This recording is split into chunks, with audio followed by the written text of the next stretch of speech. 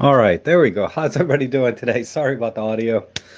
But as I was saying, welcome to my Sunday live stream. I hope everyone's doing well. And, I really enjoy doing these live streams and catching up with everybody, see how everybody's doing. It's been another crazy week for me. I don't know why, but the week just flies by and I can't remember anything I've done other than maybe what I did yesterday. So, but I just did a quick skim of what's new. And I need to get the chat screen a little bit larger so I can read it for my dying eyes. Let's see who's here. Darko's here. David Crooks, good to see you again. And Jones and John Truman, hello. John Yutze, Serge. And it looks like Jerky Kopinen. That's a new name. Welcome to the stream. And right along, Randy. How's it going? David Tellett, good morning. And Salt Fun, good to see you. Michael White, Steve G, Adam Favre. Oh my goodness. Anyhow, I'll talk about the most recent thing I can remember. I did a live class yesterday, in-person class. And we had maybe 10 people there that showed up, and David Crooks did a good job helping to organize that. So I want to thank you for doing that and putting that together. All I did was just basically stand up there and jibber jabber about exposure. And it was an experience. That's the first time I've actually taught a live in-person class. And it's very different than when I'm making videos for my channel, right? When I'm doing those tutorial type videos. Because in a tutorial, when you're, when you're editing and stuff, you can just, cut, retake. But I remember when I made that video, it was the video on the exposure, parts 1, 2, and 3. And really, part 2 is the only one you really need to watch. Part 1 was just sort of really basic for people that have a little trouble with different kinds of numbers. What's a fraction, for example? But part 2 gets into the meat of the exposure triangle, which I don't like to use the triangle. It just never made sense to my brain. So I just prefer bar charts, right? Just slide this up and down, and that's your exposure. But anyhow, I think it went okay. I don't know if there's anybody here from the live in-person classroom yesterday, but if you are, say hello. Tell the group what you thought, good or bad, it's fine. Oh, you're an instructor in the Navy, huh, Randy? That's cool. And Adam says, been using my camera instead of learning about it. That's all that matters. Photography is about just having fun and enjoying your time. And I created the tutorials mainly so people don't get frustrated, when they go out to take pictures, because, what we see with our own eyes a lot of times is very different than what we can capture in our camera. So we have to employ all of these additional techniques to capture what we see with our own eyes. But, the basic fundamental of photography is capturing the correct exposure. And even if you're just shooting an auto right now, you see all of the settings the camera used. And I really wanted to try to make sense of what those settings were, mean, right, relative to the light in the scene. And it's funny, I'm so much better at articulating things sometimes just on the fly without prepping for it. But I think my next class I'm going to try and prep. So I'm trying to get I might do a couple more at the school there, and then I'm going to try and expand out into condo associations and things like that have club rooms. We'll see how it goes. I enjoyed it. I mean, I didn't like the lecturing part where I'm trying to teach the thing. I really liked it when I talked about the concept and then got questions from the class, right? I feel like that's where I really that's where I feel the most comfortable. Maybe it's not my best, but I feel much more comfortable answering questions directly and helping people individually. Because in a classroom setting, the challenge is you have people at all different levels. And some people have a lot of experience with photography, but they still don't know anything about exposure, right? But they take great pictures. And then you have people, there was someone there that only had their camera for a few days. You know, they bought their first camera. So there's a huge disparity in the class. So it takes, and this is what I found was the challenge, was pacing the class in a way that I didn't leave anyone behind too far, but I didn't yeah, well, that's the main thing. I didn't want to leave anybody behind, but you know, you don't want to bore people to tears either, talking about every single little detail. So a classroom setting needs to be more general, I think, because I was getting really down into the weeds about exposure. And it's probably best to be a little more general in the presentation, and then it goes a little faster, and then take questions. Have a little Q&A at the end. And I think that's the format I'm going to try next time, rather than trying to cover everything I did. You know, or cover everything about exposure like I tried to do. And I thought I trimmed it down. It was only really 10 pages on the slideshow. And I wanted to create exercises that people could follow along, you know, because I had a handout and people would make notes on the handouts, because the handouts were pretty much blank. There wasn't much on the handouts. It was mainly just scales and things that they can kind of circle and draw lines to. And then when I would ask a question, they would try and guess what the answer might be. So for example, a question might be, if I set my aperture to f4 and the ISO to 200, you know, what is the shutter speed going to change to, right? If I do that, or if I set the shutter speed to 2000, what's going to give in the aperture and shutter speed, right? Because something's got to give when you crank your shutter speed way up. And depending on the kind of image you want to capture, does that make sense? You know, those kind of things, right? So I need to structure the Q&A a little better and generalize a little more so that I can have a more broad coverage and then do a Q&A.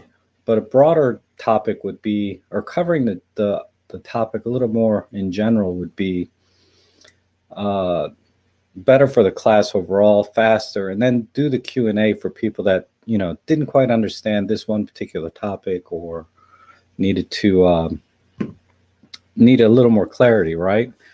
So anyhow, hey Plato, Jeff Painter, Rod, good to see you. Roberto, oh my God, Roberto is, you know, I really get Roberto's sense of humor. He has a great YouTube channel as well. And I just literally laugh out loud when I watch his videos. But he made a comment. I'm going to try and pull it up. He made a comment on one of my Instagram that was hilarious. Let me see if I can. Let me go on this side. So I posted this picture, you know, time to time I'll post a picture of me going out.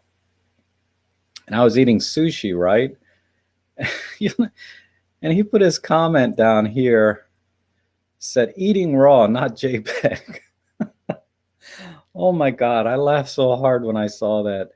You know, it's like, you know, it's like, why didn't I think of that? It's so obvious, right? Eating raw, not JPEG.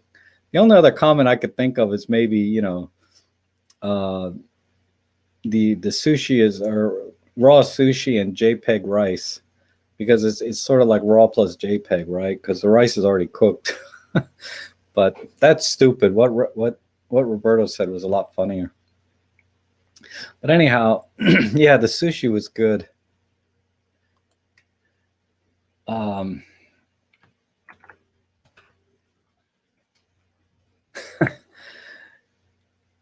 yeah, Jerry is the star. That's true. I love Jerry. I wish I could take Ellie out with me more. Whoops.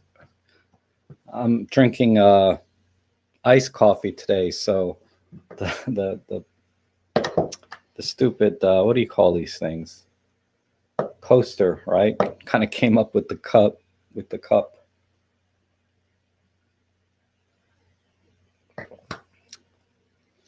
Oh, I didn't see Roberto's new one. I saw the thumbnail for the lens. A lot of these lens reviews, I don't watch them. You know, um, partially because I'm not going to buy the lens, and also partially because I'm very content with Olympus lens quality.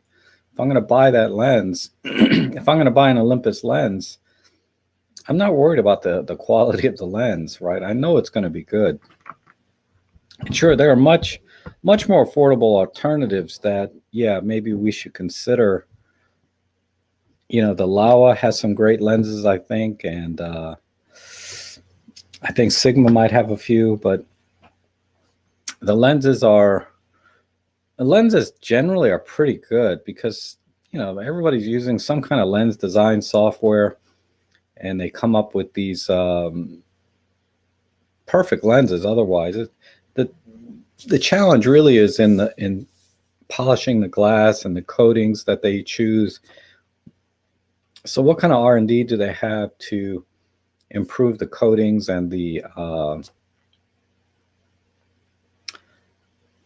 optics themselves, right? Because in theory, you could have perfectly clear glass.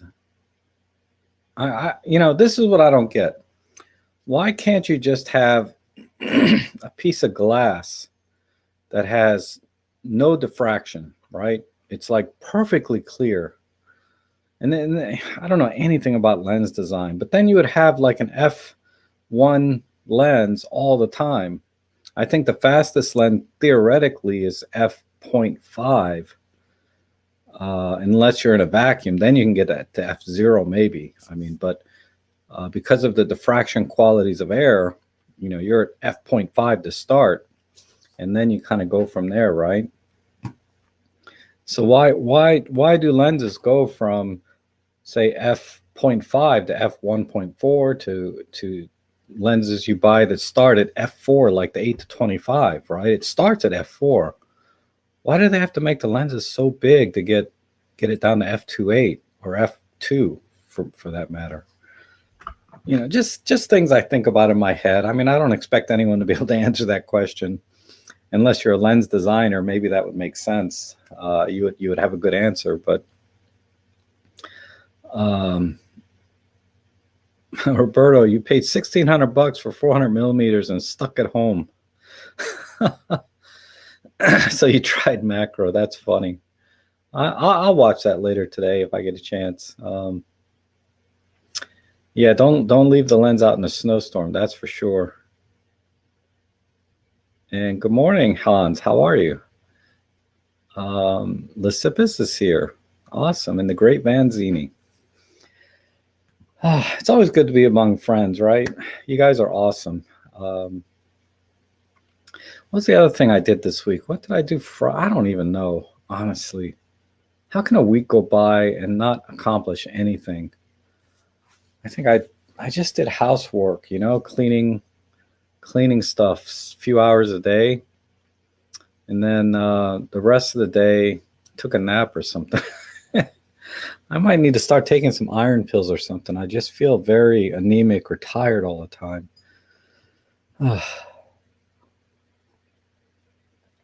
I did get a message from someone in the group that invited me to go hiking, right? I was like, oh, that's awesome. And then I read the description. They wanted to do 9 miles with 1,000 feet elevation. I was like, 9-mile hike, and That's okay if it's all day long, but she was talking about like a 3 mile per hour pace. So they were trying to finish 9 miles in 3 hours in the mountains. I'm like, wow, that's. I mean, maybe my perspective is old man perspective. Like that sounds impossible. Maybe to a younger person that sounds perfectly fine. But I was just couldn't. I just couldn't imagine doing 3 hours straight of hiking. I mean, I've done it, but not at that kind of pace and elevation increase, right? I'm not talking about being at 1,000 feet all the time. I'm talking about going from 0 to 1,000 feet elevation. And you probably wouldn't notice it so much because it's spread out over 9 miles. Like, you might go up 1,000 feet in 4 miles and come back down in 4 miles. Uh, but all the same, that sounded like a lot to me. Um, because I did that Seneca Rocks vlog, right? I can't remember the exact things, but I think that was about 3 miles round trip and 800 feet elevation. So 800 feet in a very short, distance. So it's pretty good climb, and that wore my ass out. I mean, I made it okay, but I was tired. Um, so we're talking about 200 more feet of elevation and 6 more miles on top of that. Oh, but yeah, so it's called retirement, huh? Without accomplishing anything.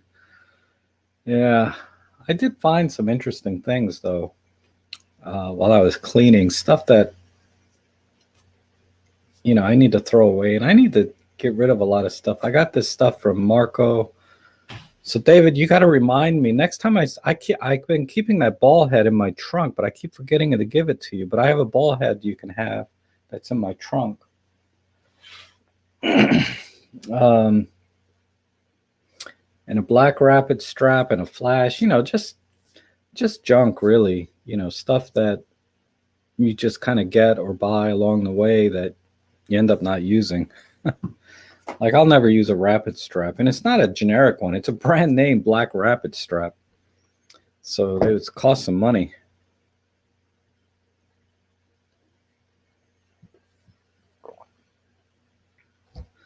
David's asking, would I like to get a review from Casey at Camera Conspiracies? Yeah, I watched that video. He seems to do those every year, I guess. But he reviews camera review channels, right? Because his channel is about. I mean, it's basically a comedy channel, but he reviews cameras and rumors, right? I'm not a camera review rumor kind of channel. I'm more of a vlog and tutorial type channel. It's rare that you see me review something unless I get offered. Like I got offered something really neat to review, but I turned it down because I was like, I don't think I'll use it. Although some of you might, but it was an LED light that goes over your monitor. It would go right over the top of the monitor, like it clips on top, and then illuminates your workspace, right? So, and it was made by Asus. So it's like $180 LED light. I was like, wow. I mean, it's probably an awesome light, but $180. I can get a bulb from Walmart for like $5 and I'm good. So it's really kind of a first world kind of light, right? That you would get, and you're serious about your workspace. I don't know. I was tempted to review that, and then I just decided not to. And then I got another thing that was kind of interesting that I'll have to try because you guys have seen the Color Spider checker thing where it calibrates the colors on your monitor. they sent me an email saying, we have some other stuff, a creator kit, and it included this device that would read the color off an object, right? So you would place this thing down on something, and it would read the color off that, and it would that way when you take, I guess the idea is when you take a picture, you can calibrate the color of that object to your monitor or something. I'm not sure exactly, but that looked kind of interesting. You got some closet lenses on eBay? That's cool. Probably old Nikon gear, right? God, I got so much Nikon glass. Stuff I'll never use, like a Sigma 20 to 80, like an old f-mount film camera lens, not a digital Sigma lens. So it's crap, right? It's probably fine for film, but it's total crap on a digital camera. And I got I don't know, some other stuff. I don't know. Just stuff. I mean, what's kind of neat though is film stuff, the value is going up. It's getting more expensive. So I'm going to take a stock of all my film cameras and lenses and see if anything's worth selling now. Gosh, I have like an N75 Nikon. Let's take a look.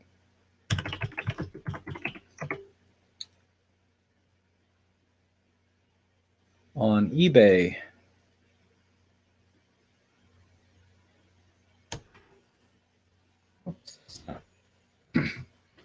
Nikon N75, 67. Oh, well, that's with the lens. Never mind. How about body only? See, this is not a bad deal because this 28 to 80 lens is really good, actually. Body only, yeah, this makes sense. $25. Is it plus shipping? Free shipping. And it's a little bit beat up. So really, yeah, this camera hasn't gone up much in price.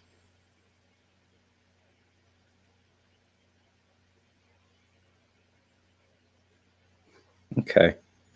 So yeah, I'm not getting my hopes up. I'm not going back to where's my window here?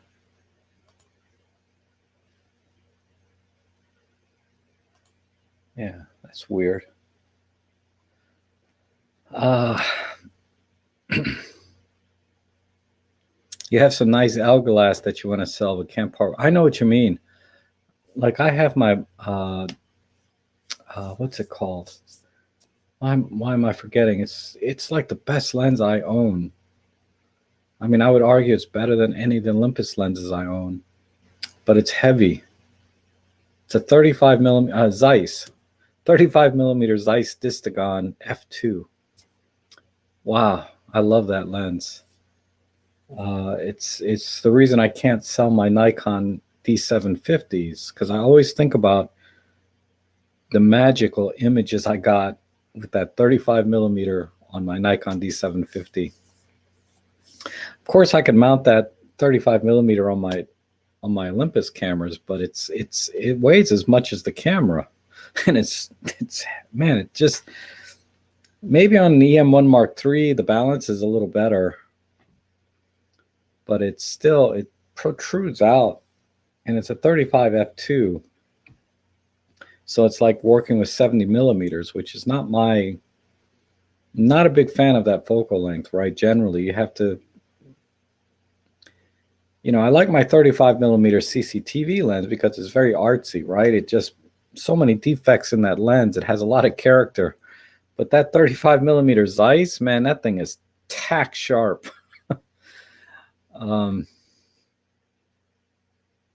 And David says the newer Nikon and Canon film SLRs are still good deals. Older fully mechanical cameras and high-end point-and-shoots are now expensive. Yeah. Okay. Yeah, because I'd like to get a Nikon FM2, fully mechanical, Nikon camera, solid reputation for being reliable. So you can buy an old one and you'll be okay. I guess you just have to watch the light seals and stuff. But if you get one in really good condition, you can get it serviced for that stuff, right? But I still got film I need to finish. It's frustrating.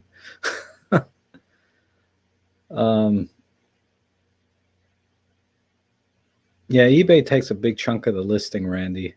If you're not like an eBay seller store kind of thing where you pay like $20 a month and you can kind of take your it knocks a lot of the fees down from 10% to 6%.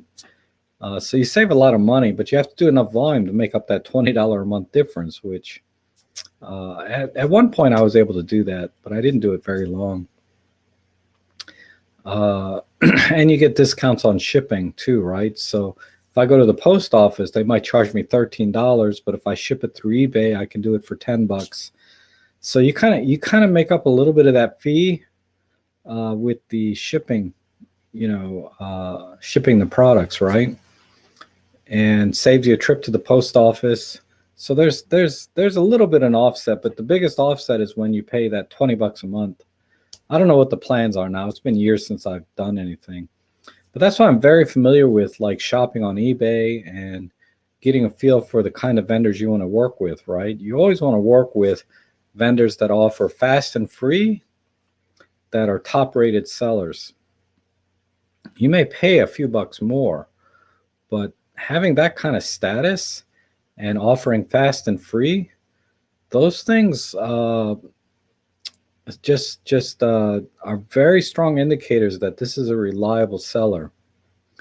Shipping fast and free, they have to commit to shipping within 24 hours or one business day of the auction closing.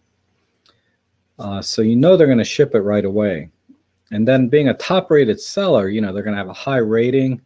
They're not going to get that status unless they are paying that extra $20 a month or whatever they pay, because they have different tiered plans.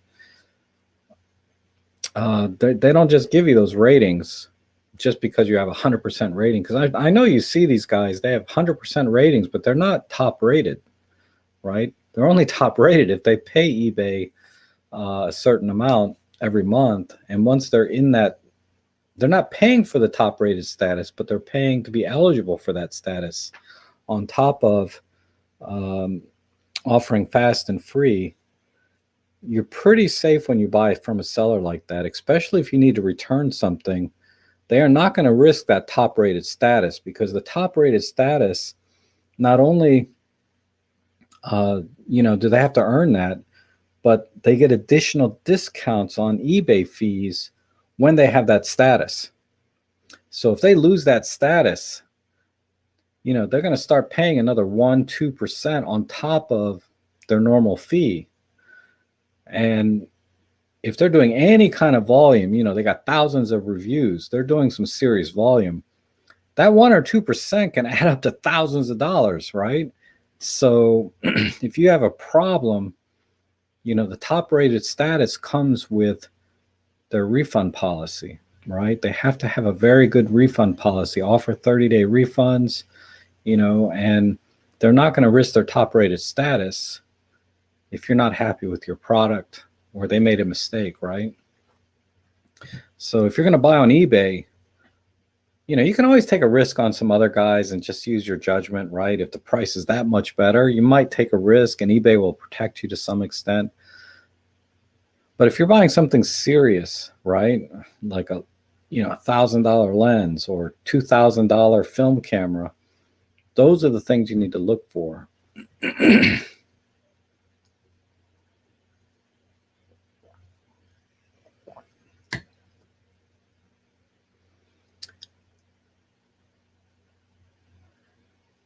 Yeah, the 70-200 f2.8, that's very nice, Plato. That's a classic. And the f3 is the best manual focus camera Nikon ever made. Yeah, f3 is pretty nice. I think that had the red bars on it. But I don't think it's a full manual, right? It still relies on a battery. So I just want to go just a little simpler and go full manual, full mechanical. I'm sorry, I mean full mechanical. I don't think the F3 is a full mechanical. It still needs a battery to fire the shutter. Maybe David Tellick can correct me on that if I'm wrong. And Roberto likes the new Nikon Retro FC. Yeah, that's a beautiful camera, right? But I don't think, and it's what, like $1,100, with a lens. I don't know if it's worth it because, I mean, I buy things that aren't worth it, but I like, like the Pen F at $1,100 brand. I paid $1,200 brand new off the shelf. I love that camera. Would pay it again, but if someone asked me, should I buy this camera? I'm like, I don't know. If you have to ask me if you want a Pen F, you probably shouldn't get it. The Pen F is the kind of camera that is really, you just love the design so much that you want it. And whether you need it or not doesn't matter, right? So if people ask me about the OMDs, yeah, I can make some decent recommendations, right? EM10, EM5, EM1, whatever. I can give you some very valid reasons to pick one camera over the other in any direction. I might say, yeah, EM10 is fine. Or I might say, yeah, you want to get the EM1 or something in between, right? But a Pen F, that's a tough camera to recommend to somebody that's asking you, should I get a Pen F? I'm like, I don't know if that's a good idea or not, to be honest. The Pen F is the kind of camera you just got to want it. You don't buy it because you need it or it's going to do anything better than a camera half its price.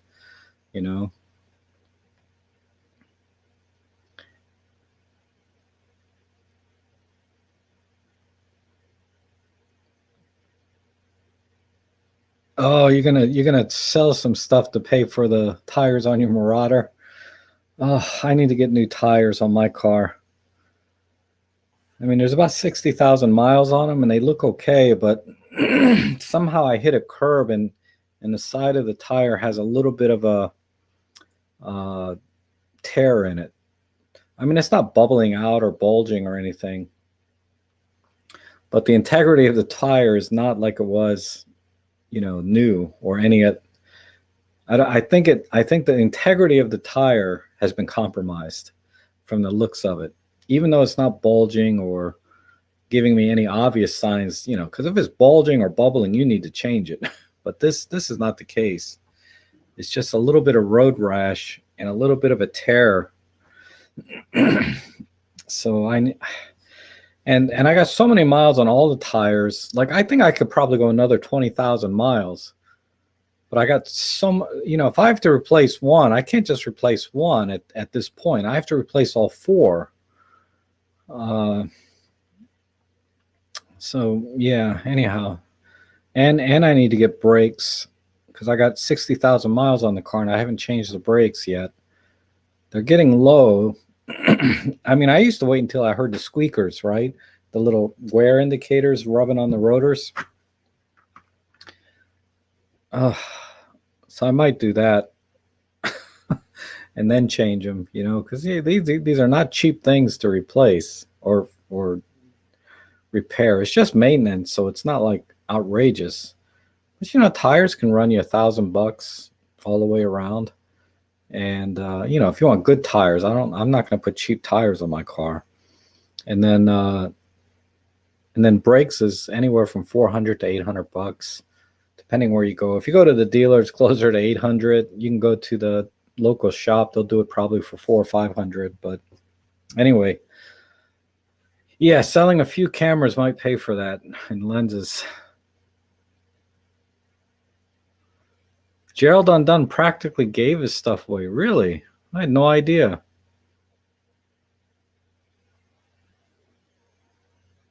Problem is, if I want to give something away for free, the challenge is it's like $10, $13 for me to ship it to anybody. Um, and the item itself is usually not worth that much, you know. Like I have a flash that brand new is like $30, but used it's not worth anything. And why why would somebody pay me 13, you know, even if I ask for the shipping money, like I'll send it out to you, but you just got to pay shipping. Why would they pay me $13 for something they can just buy brand new for a little bit more? Uh, that's my challenge with giving stuff away. You know, and if it's a tripod or anything larger, you know, the shipping cost is just outrageous. Because I got a few tripods and light stands I don't need, but you can't ship this stuff for what it costs. You know, to buy it, you know, from Amazon free with free shipping. And plus, a lot of the stuff Gerald gets, he gets for free, right? Like he gets the, you know, he got they sent him a Panasonic S5 for free, a $2,000 plus camera. God knows what else he gets. I haven't watched his channel in a while because he's another review channel, right? So I don't know. I'm just not. I just don't need to watch a review channel. I can look at the specs and get a pretty good feel for, you know, the camera itself, if it makes sense for me to get or not. Same thing with lenses. If it's an Olympus lens, I just look at the specs and I have a pretty good expectation of what I'm going to get for the money. I guess, and like I said, that's kind of true for almost any lens. Because I'm not one of these guys that just pixel peep to death. You know, that the corner has a little bit of vignetting. Yeah, rule that out. You know, it's like, no, it doesn't bother me. I'm more concerned about the focal length and the aperture when it comes to buying lenses. Like the 8-25 f4 just really is a great lens. Focal length, aperture. I know the optics are going to be fine. You know, the close focusing distance though was really good too. So there's just so many good things about that lens. It's just I just can't spend $1,100 right now because I got a lot of other things on my plate. Like, oh my God, I just got an estimate to replace my oil tank in my house. Just the tank, right? $3,700. I'm like, and they refuse to fill the tank unless I replace it. And the guy looked at the tank. He said the tank is fine, but because of the age, we can't take a risk. You know, of filling it. I'm like, yeah, I get it. The tank is, you know, probably 70 years old. My house was built in the 50s. And the tank, I guarantee that's the original tank, but all the same, at $3,700, you can start thinking, well, what if I replace the whole system? You know, get off this oil tank boiler system and put in central AC. And then he was talking like $25,000. I'm like, wow.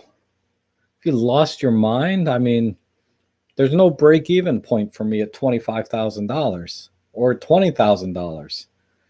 You know, I'm not going to save $1,000 a year in utilities. You know, I could get free utilities for the next 20 years. I'll never break even on a $20,000 investment. And you can argue that, yeah, it'll raise the value of the house some, but not where I live. The value of property in this area is, you know, you could have a freaking mansion here and it would sell for nothing. Well, anyway, let's not get into that. Let's see, $50 for 50 millimeter Olympus lens. That's a good deal. I've seen them for less, like $30, but I would pay $50 if I knew it was in mint condition from a reputable seller. Then, and I assume you're talking about the 50 millimeter f1.8 OM lens, right? That would be a good price. Not the best price ever, because I paid like $30 for a lot of I have 3 or 4 of those lenses that I paid $30, $35 for, but they weren't minty, you know. They were definitely used. And Tony B says the lack of IBIS is my problem with the new ZFC. Yeah, that definitely introduces some limitations for street photography for me. Because even with IBIS, I have a hard time hand holding 1/20th of a second at like the 28 millimeter focal length on or my 17 millimeter lens. I have a little challenge. 1/30th, 1/40th, I'm okay. But that's with IBIS. Man, if I didn't have IBIS, I'd have to be at like 1/125th of a second to hand hold something. And at that shutter speed, I'm going to be at ISO, 10,000 or something. So, you have your choice. Do you want noise or do you want motion blur? for street? And that camera just screams street photography to me. For some reason, I don't see it as a travel camera. It's a niche camera, kind of like the Pen F, right? It's it's just so retro. It's so niche. I mean, apparently it has very good features and everything, so you could use it like any modern digital camera, just like the Pen F. But there's no grip at all, right? And that's not it's not easy to hold those kind of cameras. You know, I'll give you an example. I went out with my OM1, right? Same style as that Nikon ZFC. But I was out in the summer and my hands were getting sweaty. And man, that camera kept sliding out of my hand.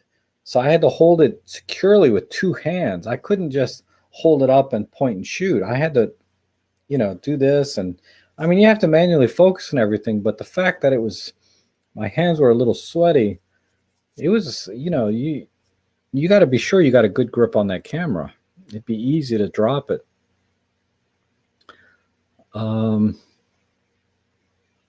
Right along, Randy says, the first Nikon DF I bought on eBay got lost by DHL and eBay refund. Oh, wow. Well, good thing you got your money back. But yeah, that's the other thing. It's like for $300 or $400 more, you can get a Nikon DF, which is a retro style Nikon, instead of the ZFC. And then you can buy all the vintage lenses you want, right? Any Nikon F-mount lens. Doesn't have to be vintage, just an F-mount. But the native F-mount lenses, the original vintage F-mount lenses will work on that camera fine. And that, so one day I'm going to get a DF, I think. But it's, because I got all this Nikon glass, like my Zeiss 35 millimeter. God, I would love to use that on a DF. And, and of course the styling is pretty decent on that camera. I think the ZFC is a little nicer than the DF. The DF feels like a modern camera and then kind of tacked on some vintage look to it. Whereas the ZFC looks vintage from the ground up, like it was just full on vintage. And whereas the DF, just being a little larger, just feels a little bit, it's just a little bulkier, right? So it just gives it that sort of, like it's a retro looking modern camera. Whereas the ZFC looks 100% retro, because, they put it side by side with the Nikon FM, and I'm like, wow, those things that's pretty close, right? In size and everything. And no IBIS, yeah, that's a problem. I wish OMDS would do something like the Nikon FC. What is the Nikon FC?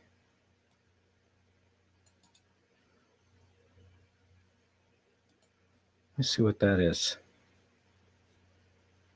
Yeah, the Nikon ZFC. Okay. They do. All their OMDs are that way, I would think.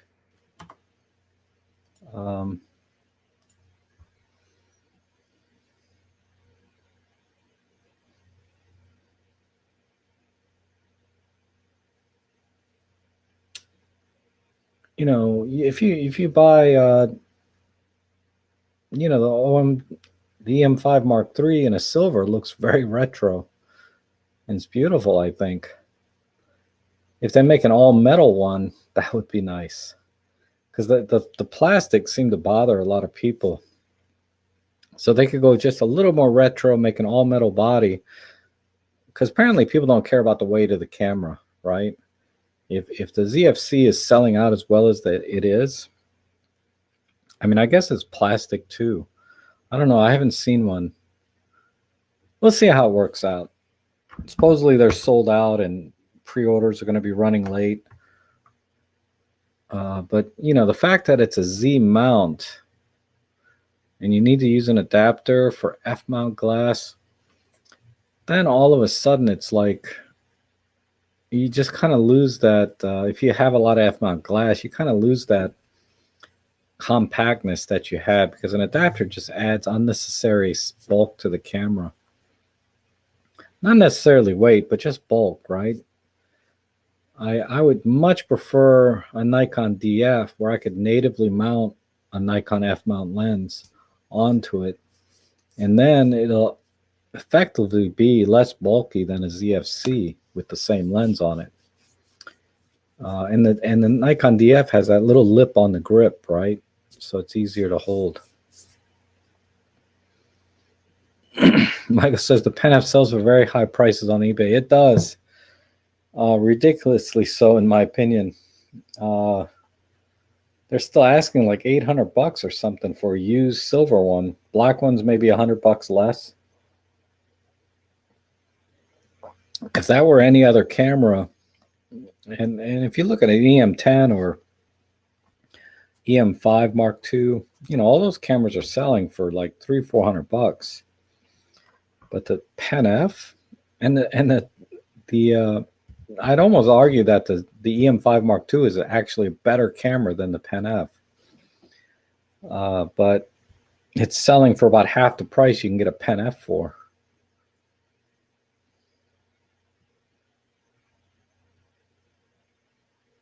Wow, $1,800 for some Murata tires. Wow, that's a lot.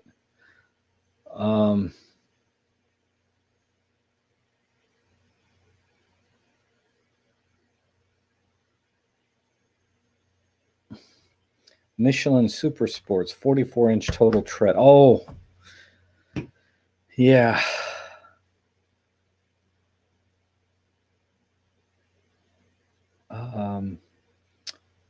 Roberto says, what about a camper van and trek with Ellie around America? I thought about that. I just can't afford another new car right now. Meaning, if I sell, even if I trade in my Jeep and my Mazda, I bought those cars when I was making money, but I have no income right now really to speak of. So even if I traded those cars in, nobody would finance me because I just don't have enough income to make payments on a car anymore. But my dream is really, I like the idea of a van, either getting like a utility van, like you see the plumbers and people drive with, that you can stand up inside. They're just tall enough, but they're still front wheel drive like normal cars otherwise, but they just have I think Ford makes one, right? And you still get like 20-25 miles to the gallon. So that's an option. And they're not expensive. You can buy one that's kind of empty, right? Because they come empty. And then just add in a bed and shelving or cabinets yourself. Do a little DIY stuff, and you're set. And then the other option is to get the Toyota RAV4 hybrid.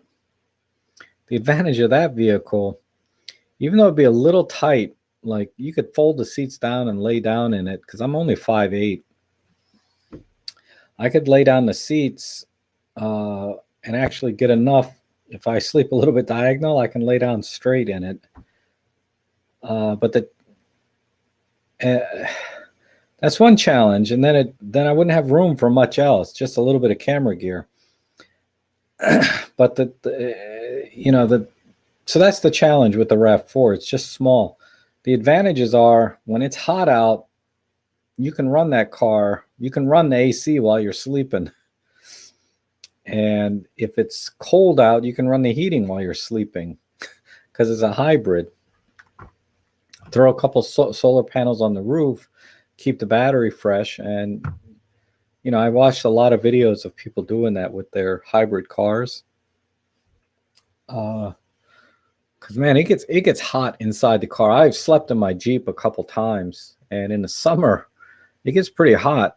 Uh, Normally I just pitch a tent and camp, but even that gets hot. But in a car, it gets extra hot, and I've had to do that because it might start pouring rain, and I have this cheap ass tent that if it rains, yeah, I'm gonna get wet. The water just pours through the seams.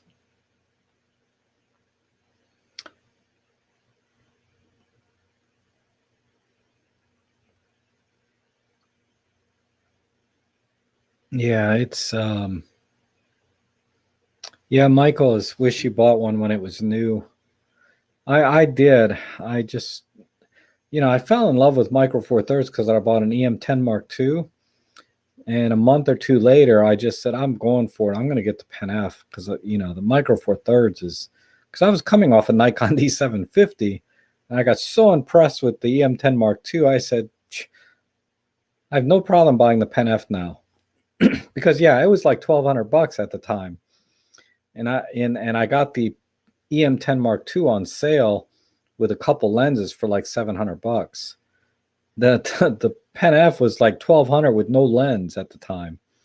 So I was like, well, I'm not going to spend that kind of money on a system that I know nothing about, So I said this will work fine, and I've been sort of an Olympus guy ever since.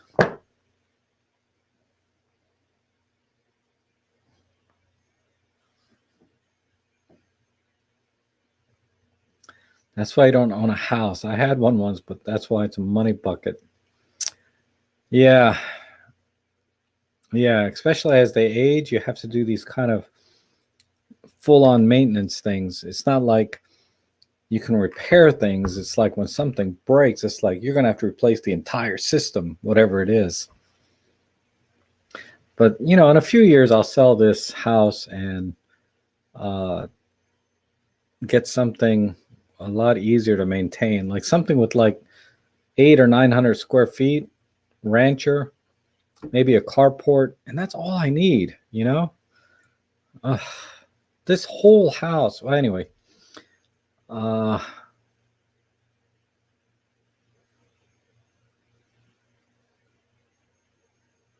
it's like if I have paid off a 1970 Ford LTD and bought an electric car, I would never break even with gas. Yeah, yeah, exactly. Rob Trick, you got shaky hands. Yeah, a little bit too much coffee today, but I'm not shaky. See, I'm okay. No, no medical issues yet. You're gonna buy the ZFC.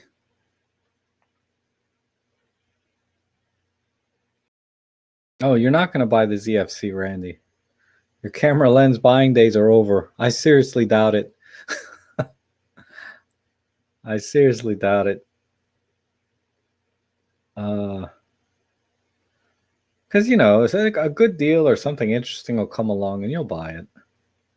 It's just the ZFC is not that nice, right? Because you have a DF already, which I think a DF is a better camera than the ZFC, in my opinion. For photography, not for video. Obviously, it has no video. And the Great Vanzina says, "Love my DF. Doubles as a boat anchor." The DF is not that heavy. It's only 700 and some grams. I mean, it's pretty compact for a full frame camera.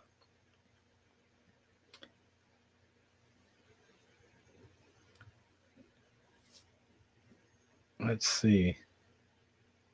Late to the show, Thomas. How are you?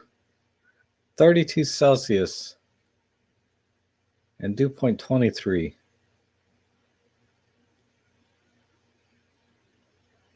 So I lost my place here. John Matthews says, do you find the grip to be not enough on the EM5 III, or must you get the grip? I got a grip for mine for two reasons. And I have a whole video on that, right? So if you search my channel, Get a Grip, the title of the thing is Get a Grip, and it's the grip that I got from EM5 Mark III. It doesn't add a lot of bulk to it, and it permanently mounts a Arca Swiss plate to the bottom of your camera, because the bottom plate is Arca Swiss, and then it has this grip on the side.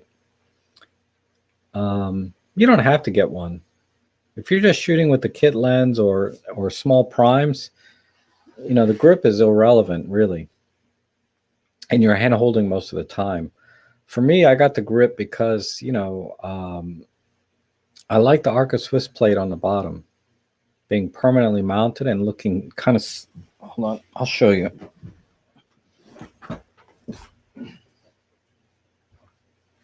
So, you know, here's the grip, right? I think it really makes this handling feel really good, and I like the fact that it's this whole bottom part is all Arca Swiss, right? So I can just slide this onto my tripod. I don't have to screw on and screw off an Arca Swiss plate all the time, and it doesn't restrict access to the battery. So I like the grip. You don't need it 100% because there is a nice little bump already coming out of the M5, but I like it. And it also gives some rigidity to the camera because it's all plastic, right? So it just feels a little more solid. And the entire bottom plate is all metal. I don't know. I like it. It's like $50 for this one. It's generic. And I like it a lot. I got a very similar one for my EM10. So that way, if I do decide to mount really anything bigger, even with this 14-150, it's nice having this little extra grip on it. It also gives you a little extra space for my pinky, so it doesn't slide under the camera. That bothers some people. It doesn't bother me, but it's nicer to have it than not. So I would say it's enough as is, but it's nicer with a grip. With the, because the Olympus grip doesn't have the Arca Swiss plate on the bottom, right? It's just the bottom. Whereas this plate, this one has the Arca Swiss plate on the bottom. That, in addition to adding a little extra, is nice. I wouldn't buy the Olympus grip because of the lack of Arca Swiss on the bottom. I don't care that it has its own shutter button. You know, the shutter button is fine where it is. But I bought this one because of the Arca Swiss and the rigidity it provides. Because a lot of times I don't use that camera for my real estate stuff, but you know when you put a Arca Swiss plate on the bottom of your camera, it puts a lot of pressure right in the center, right? Whereas and people break their cameras all the time because they put these big ass lenses on a little tiny Arca Swiss plate, and then they break it, especially a plastic camera like this. So this plate here distributes the weight all across the bottom of the camera. So even if I've mounted a heavier lens on it, I'll probably break the lens mount before I break the bottom out. So you still have to worry about everything, right, when you put heavy lenses on. But yeah, it'll be more likely I break the lens mount off before I break the bottom plate because it distributes the weight or the rigidity across the bottom. So I think it's worth it for all of those reasons, not just to have a better grip, but for the rigidity and the convenience of the Arca Swiss. And Randy says, I've noticed that the Olympus Ricoh 4/3 lenses are very expensive. Yeah, everything's gone up. Everything's gone up in price.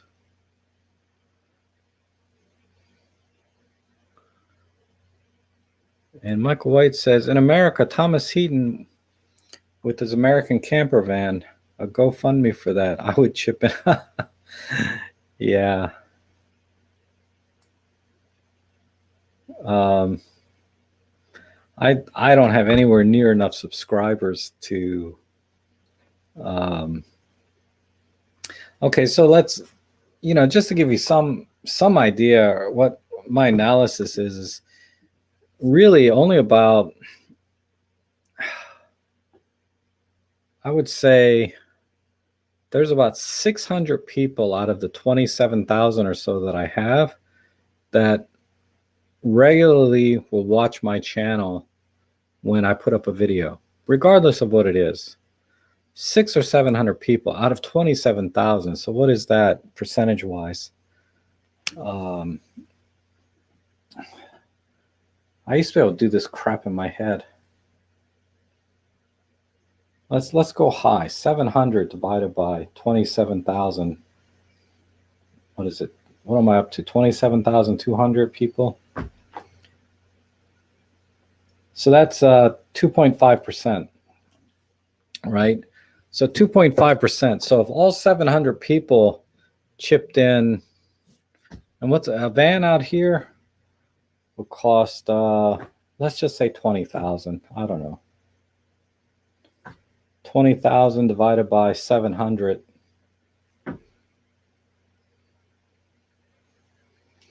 So that would mean if all 700 people that actually watch my channel chipped in like $30 each, that would be enough to pay for the van, right? But out of those 700 people willing to actually donate, like even a coffee, like $3, is probably 2% of that. So we're talking fraction of a fraction of people that actually donate, buy coffee, send in, things like that, out of the fraction of people that actually subscribe. And out of those, I don't know why I'm doing all the math on that. I appreciate it though, Michael. But yeah, I don't deserve a van on a GoFundMe page. I'm just not. I don't think I'm providing that much value to the community that people should chip in and buy me a van. Buy me a coffee is great, but not so great that people should be buying me a van. My God, you got to reserve that for people that really deserve it. But I appreciate the sentiment.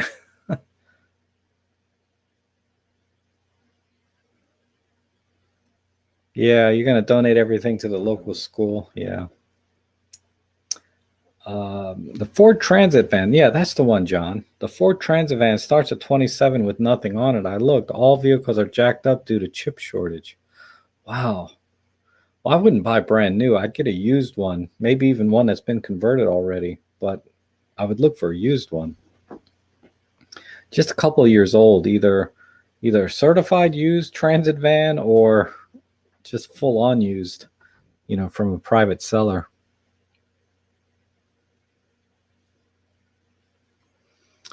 John Truman says, you showed a Nikon F75. I have a black F80 and sorted out the stickiness. Works well with the D&G lenses. I paid very little for all the features that it. Yeah, definitely. I mean, the film camera's got pretty advanced. Like my N7V does everything, right? It has a mode dial on it that sports, action. I mean, I don't, obviously I don't use those generic settings, but yeah, the film cameras got to the point to where they were basically, digital computerized metering and are great, really. Proud to be a 2.5% trekker. Like, how many people are on the stream right now? You guys are the hardcore Trek fans, right? Take the number of people actually watching my channel right now in the live stream and divide that by the 27,000. Those are the hardcore, right?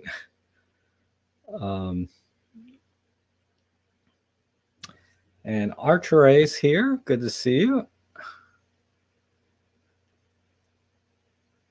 And Roberto says, photo walks with Ellie is good enough. Always enjoy them. Yeah. Hi, Rob. Do you still own the XT30? If not, haven't used it in ages. Yeah, no, I haven't used it at all. It is way back in the back of my dry cabinet, way in the back. Every week I get tempted to take it out. But honestly, I'm like, I'd much rather take my Pen F or other camera out. But let's say I'm just not in the mood for an Olympus camera, right? I'd rather take a film camera out than take out my XT30. Because if there's anything I need to do more of is more film photography. I'd much rather take that out, or my D750. The XT30, the only reason I bought it was really because of the X-Trans sensor and the film simulations. And after I got a few shots like that, I'm like, meh.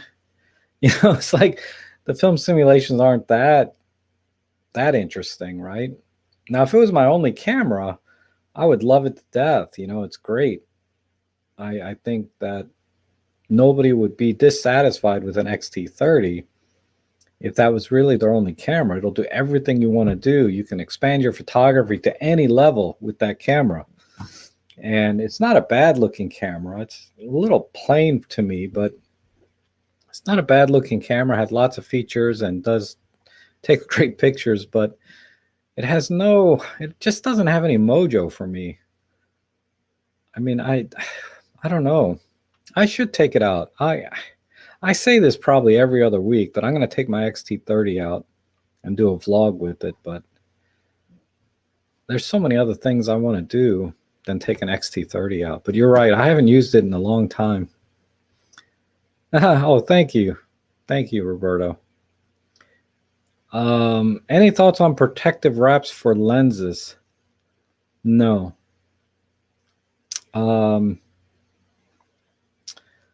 I haven't the only ones I've seen are like the camouflage type for the big zooms, and the protective wraps. I think they're okay for prime lenses. If your lenses are not weather sealed, they may be okay for prime lenses.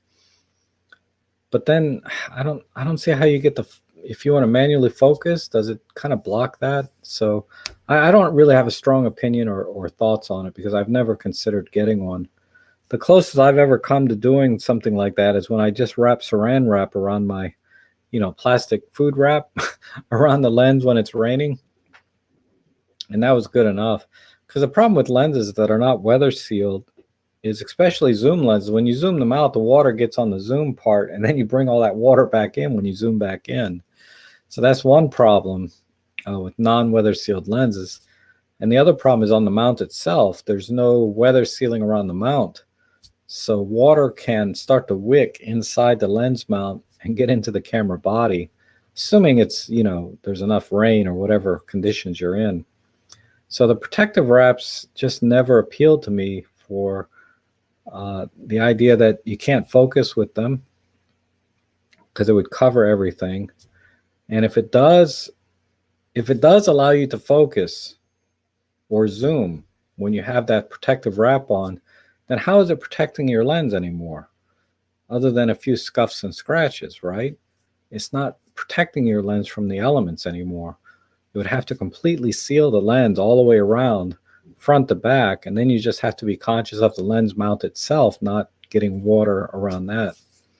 So I don't see how a protective lens wrap would be of any use at all. It's either going to limit the functionality of the lens, and if it allows all the functionality of the lens, then it's not going to be protected because there'll be gaps around the seams. That's my impression, but I've never looked at them that closely.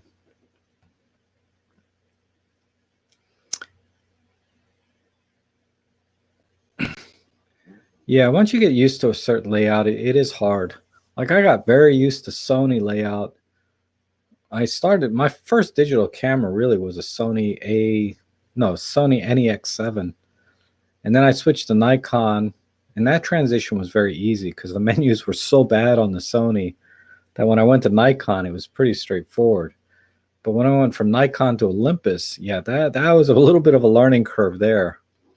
And I would say Olympus to Panasonic was painless because Panasonic has great menus. And Olympus to Fuji was painful. The Fuji menus are a little bit, I don't think they're any better than Olympus, really, if at all. Because it just has so many features, right? Just like our Olympus cameras, but in different ways. So I didn't find the Fuji menus any easier than Olympus.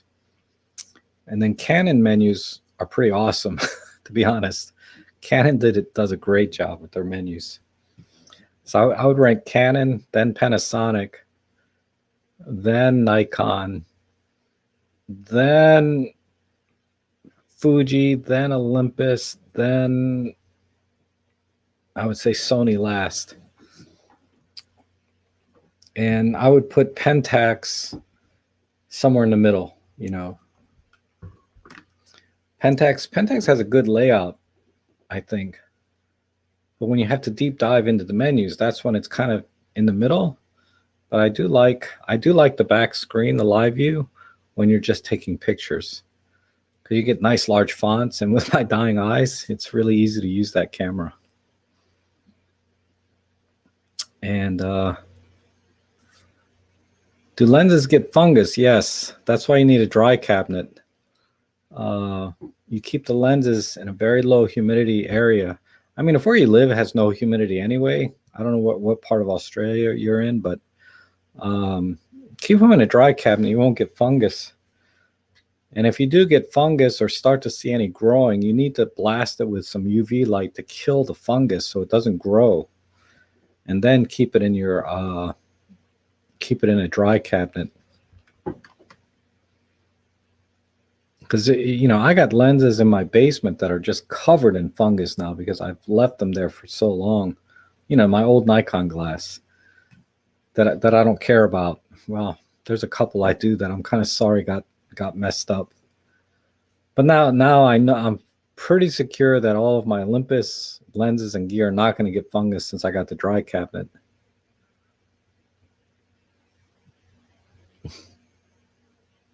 Tony, you're kidding, right? I live in the UK, so weather is not a problem. The sun shines all the time.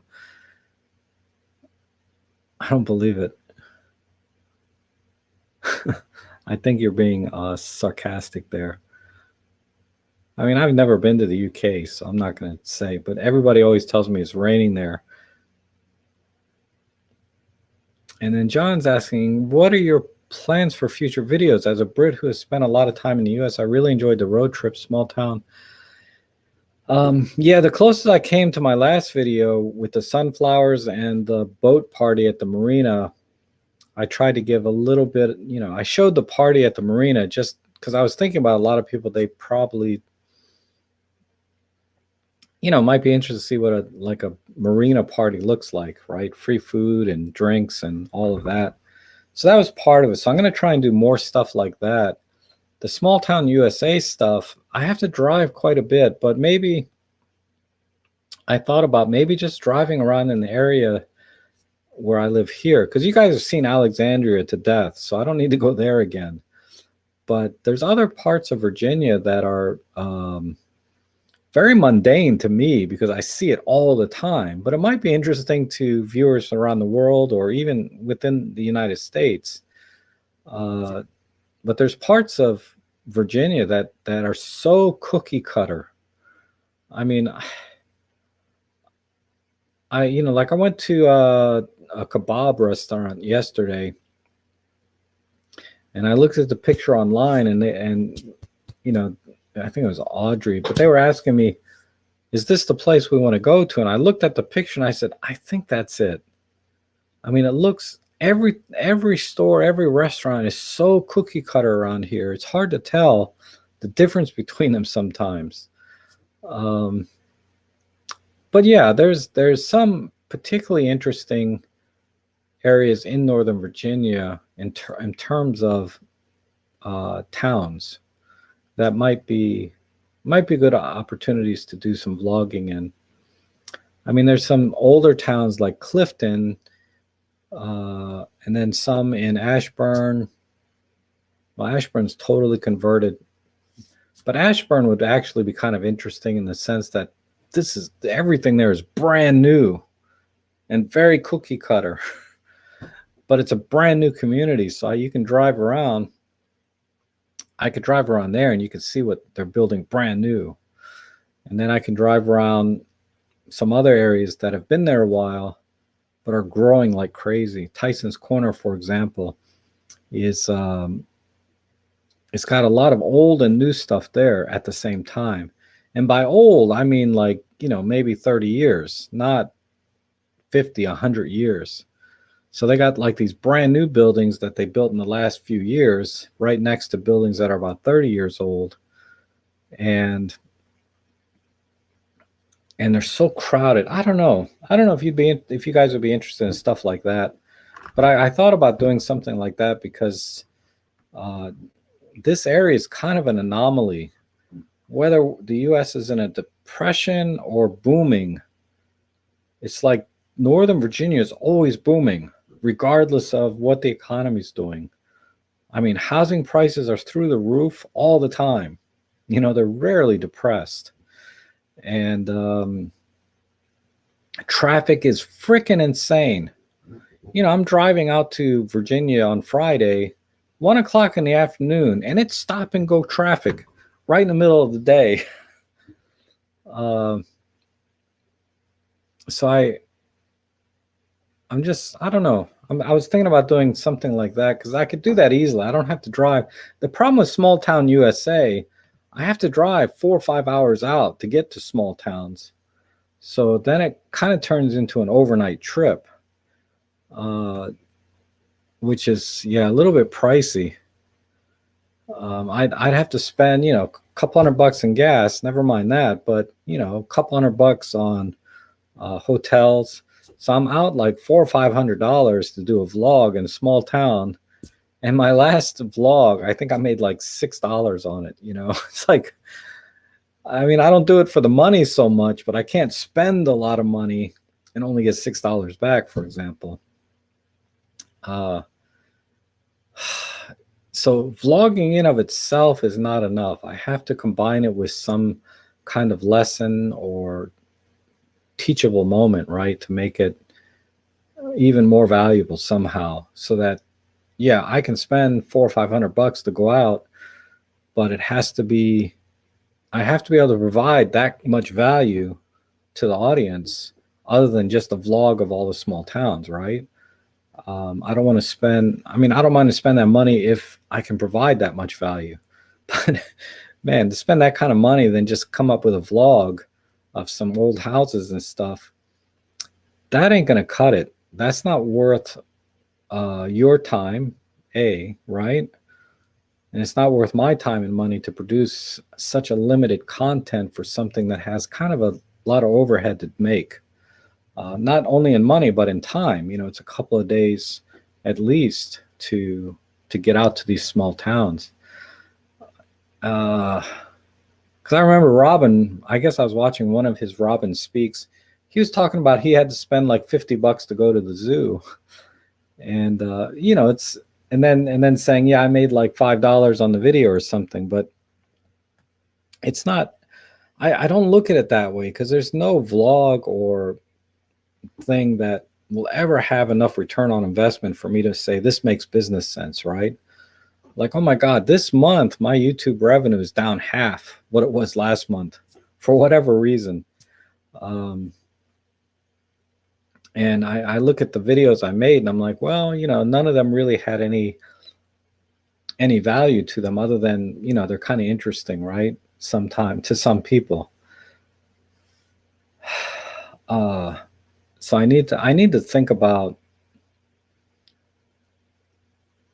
like I do have a video that it's about halfway done, but I have a video on Photolab 4.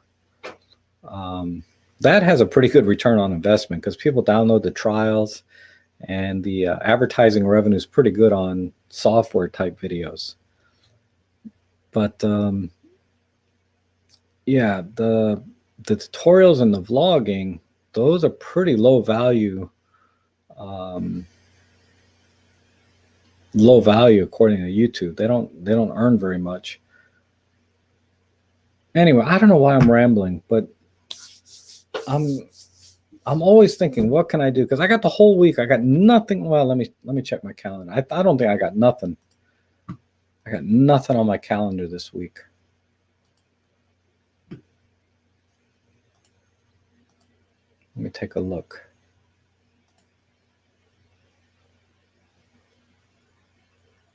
Today is June. I got nothing until Saturday. That's pretty pathetic. I mean, I got to make some phone calls to get some estimates for my oil tank because I ain't paying $3,700. But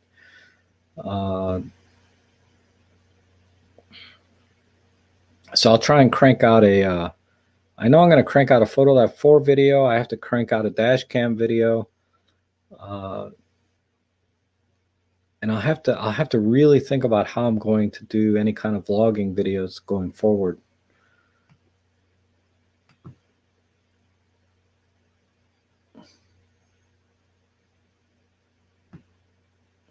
Let's see. I'm planning a 2-day trip. Hold on. Let me back up to where the question was.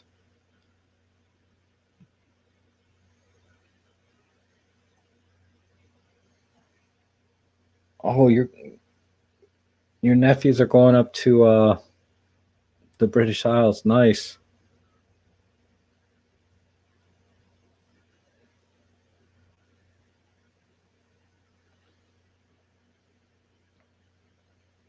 So I'm sorry, John. That was a long answer. Fuji's Gray Vanzini says Fuji's menus are tough. Then I read something that said they're so much better than Sony. Scared me away from Sony. Yeah, it is better than Sony, no question. I don't know about the latest Sonys like the A7R4s and stuff, but definitely better than my NEX7. And Right Along says, or Randy says, Virginia is an amazing state. Been all over. Yeah, there's lots of parts of Virginia that are really nice. It really is. They have the best state parks.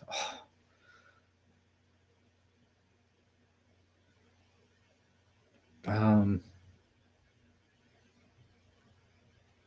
says, I had to put a lot of will when I bought my XT20. I almost got rid of it, but I didn't and kept using it. Now it's almost nice to use as my Olympus gear. I now like it a lot compared to before. Yeah, that's all. If I start using it, my XT30, for example, I might start to really enjoy it. But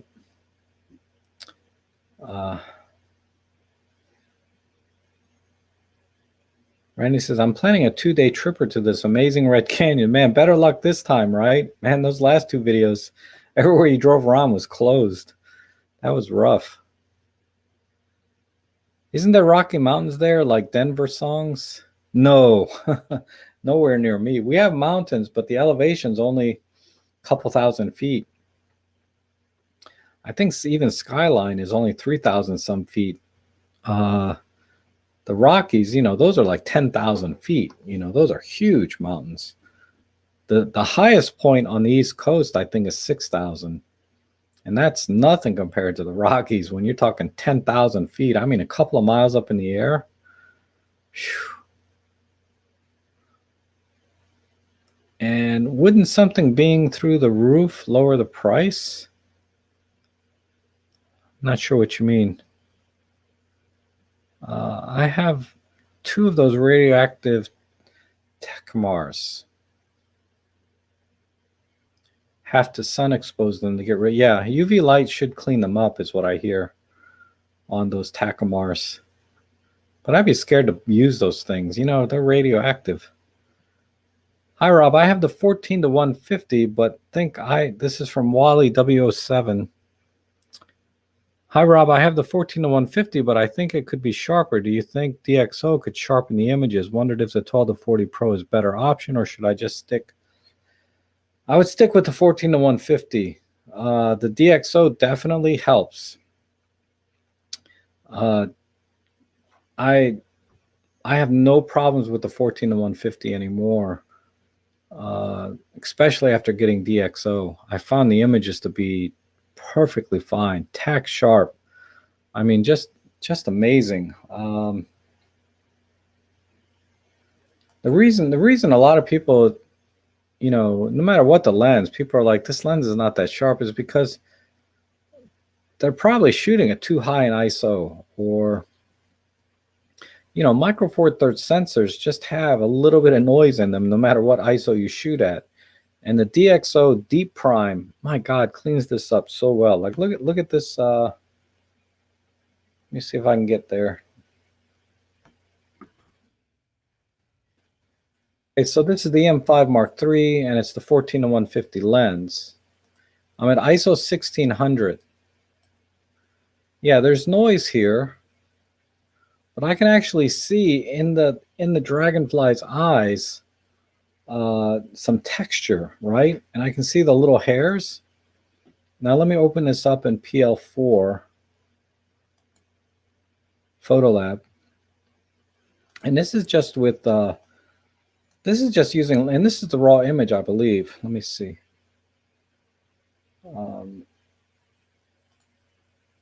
Metadata. Oh, this is the JPEG. Hold on. Let me find the raw. It's probably the one right next to it. Here's the raw image, right?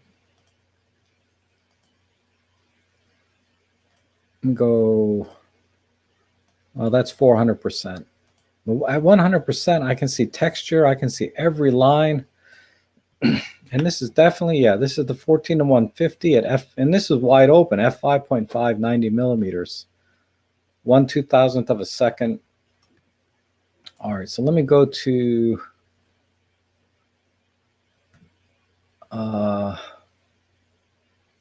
it'd be easier if I just right click. I think it's here.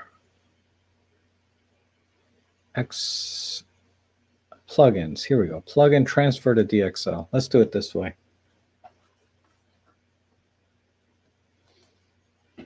All right. So let me zoom in. And did it apply the optics module? Okay. So ISO 1600, right? So there's noise and all kinds of crap. So I'm gonna apply my basic preset. Well, let's just do deep prime and bring the window over here. I don't know if you can see this in the stream, but man, it just cleaned it up so nicely. Let me turn the lens sharpness on, and I'll just crank this up a little bit. Okay, I'm not going to do anything else. All I did was some the deep prime and a little bit of sharpness. Now let me export this out, and then we can punch in. Let's see, custom folder. Let's say 100%. Okay, let me export this out real quick. I mean, it's very, very hard to tell in the unprocessed image. But you'll see that when you see the JPEG, I think you'll be impressed. And this is why I actually ended up purchasing this software, is because it just amazed me. And the lens is excellent too. I didn't think it would be, but I found it to be really good. All right, let me pull up this image. All right, so here's the image, right? Processed. So let me punch in. Look at that. It's freaking amazing. This Photolab 4 Elite. I mean, I just can't. Now you can really see the texture in the eyes here. You wouldn't know this was taken with a kit lens at ISO 1600 on a micro four thirds. This looks so good to me. Now just imagine if I start adding a little contrast and vignetting and all the other crap that I like to do with photos. I mean, I could make this image really, really, really nice for me. But you have such a good starting point, and this lens, this is the kind of thing that you get from Photolab 4 Elite. It processes these raw images to an unbelievable level, in my opinion. And I have links below to Photolab 4 Elite, my affiliate link. So if you want to download and try it out, they give you like a 30-day trial, and it's on sale right now for like $149, the elite version. I think it's money well spent, honestly. And that's why I want to do a Photolab 4 video review, because I'm not kidding. I love this software. I'm not doing it, just because, I have affiliate links. I'm doing it because this software is really freaking amazing. Okay, let's go back to Lightroom. See, here's the Lightroom raw image. Oh, this is the embedded preview. Let me develop so it generates the actual raw image. And let's see, sharpening, and yeah, so here's the original image. If I go back to, I already closed it. Let me open it back up.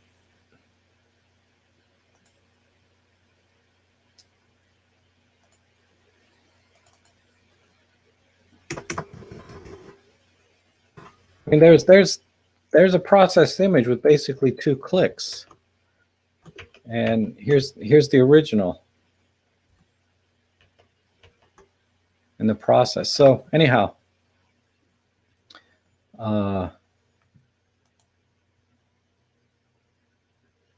where is my stream? This is my calendar with nothing on it. I guess Control 1. Yeah, there we go.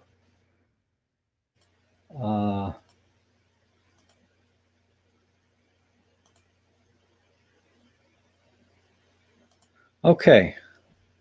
So Wally, yeah, 14 to 150. I don't see a need to get the 12 to 40 Pro, unless some reason you really need that f2.8.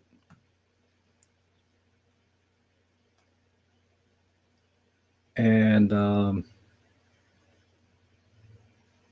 yeah, when you're retired and having nothing on your calendar is pure bliss.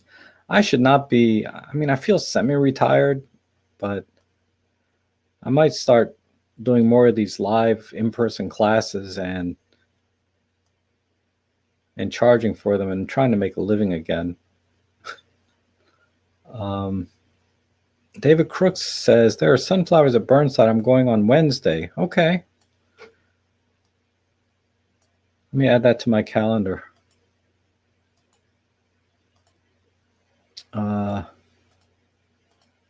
Wednesday, the 28th, 4 p.m. Burnside sunflowers with David. Okay, it's on my calendar. I'll try and go. It would make for a nice vlog too. Let's see. Deep dive vid series on the E5 would be a good topic. Not many out there. Yeah, that's true. On the S5, sorry, the S5. It looks like an E sometimes from this distance. My eyes are so bad. The Rockies rock. Oh, hey, Rick, how are you? I recall an overnight drive along a high road right up against the peaks of snow. Yes, my goodness, the Rockies are. I've only been there once, and I think I was only 12 years old. And Thomas says Haskellville at 4,000 feet is the highest mountain in Shenandoah. Used to be a favorite hiking spot. Oh, okay. Yeah, so yeah, Skyline must be in the 3,500 foot range, and then Haskellville further down south. It'd have to be further south, I guess. I don't know. I'll look it up. 4,000 feet's pretty high, but it ain't the Rockies, right? Pixel peeping is the problem. Full stop. Yes, I agree. Yeah, 14 to 150 plus DxO is perfect. It is really good. I have the first version of the Panasonic 14 to 140, and at 140 it was always soft, but after using DxO, it's tack sharp. So DxO can make dull lenses sharp and look very good. Yeah, it's pretty amazing. And DxO Deep Prime +1, awesome. Yes, it's the Deep Prime is better in Photolab 4. Not in terms of processing, it's the same algorithm, but you get a little more fine tuning and some other export options other than DNG and JPEG. You can export as a TIFF file, And being able to export a TIFF file, TIFF files are generally more compatible with different softwares, but I can edit and apply art filters in Olympus Workspace to TIFF files. So that's just another bonus for me. It doesn't mean anything in the scheme of things, but for me it was a nice little bonus.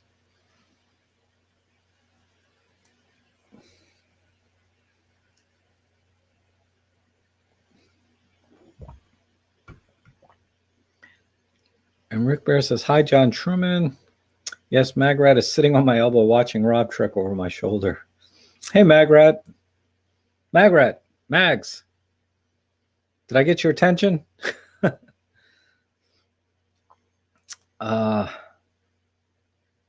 That's brilliant. Thanks for, Wally. It's pretty amazing. And I've done some high-res shot modes with that image. Oh my God, let me show you a high-res shot with that lens.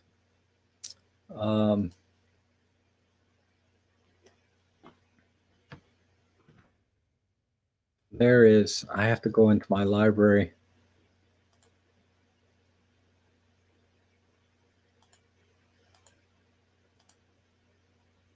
So it was Seneca Rocks. This one.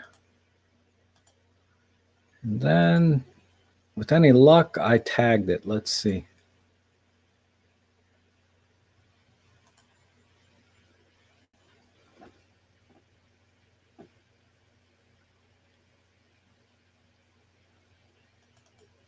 Yeah, like look at this mountain. This is a, let me see, 8,000 by 6,000. Yeah, so this is a high-res shot mode image. So let me go back out to full screen. So this is the whole mountain, right? The Seneca Rocks. If I punch in right here, you can see a guy hiking here, or a rock climber right there.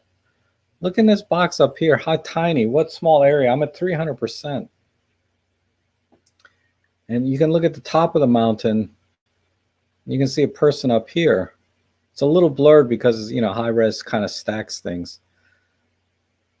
But let me tell you something. When I export this out and apply some sharpening and zoom in, it's amazing. It's amazing. I don't think I have a high res. Let me see if it's over here. I may have deleted the JPEG already.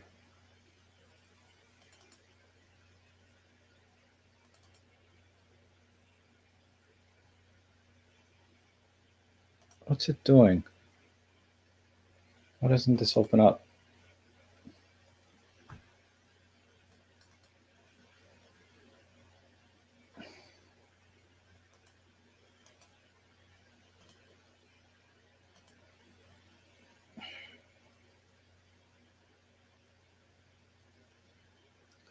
All right. No.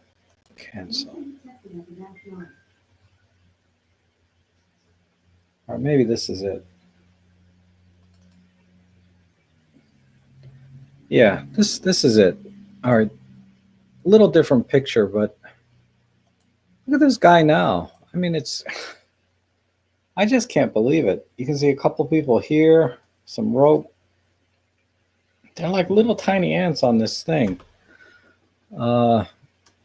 Anyhow, let me get back to my chat window.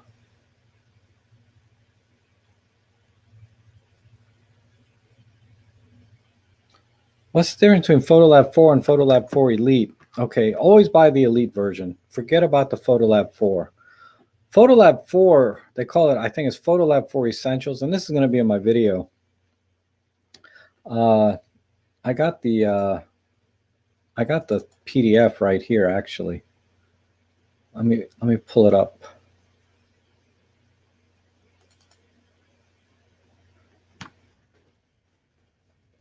All right, so if I zoom in, this is the chart between the Essential version and the Elite version. And let me just go down here.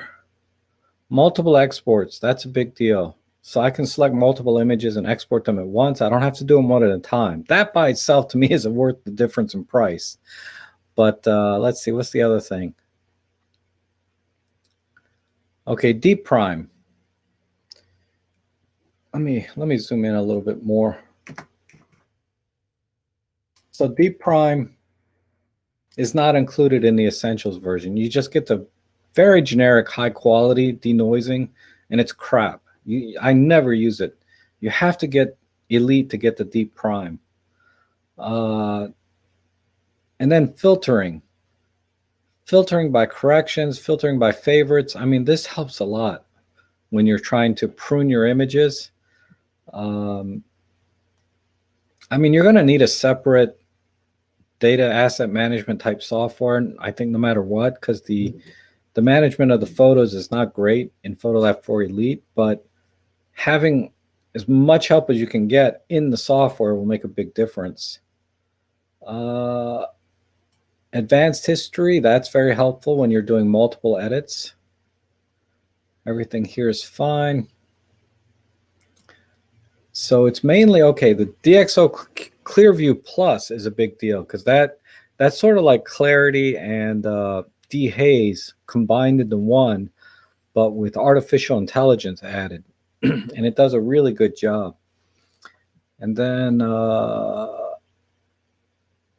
DCP, no, nobody cares about that. Multiple exports, I talked about. Presets, you can make your own presets with the PhotoLab 4 Elite. And I have a preset that I made that I use on every image. And I wouldn't be able to do that with the Essentials version. Creation of partial presets, that's along the same lines. Batch renaming is if you, I don't know, I don't care about that. You might like it though. Creation of customized palettes, I haven't tried that.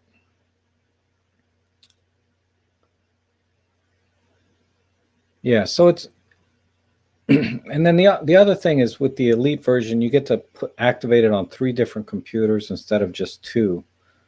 And that may be important. I have it installed on 1 right now. I haven't decided the second computer I'm going to put it on. But yeah, this Deep Prime is the biggest deal. Advanced history is a big deal.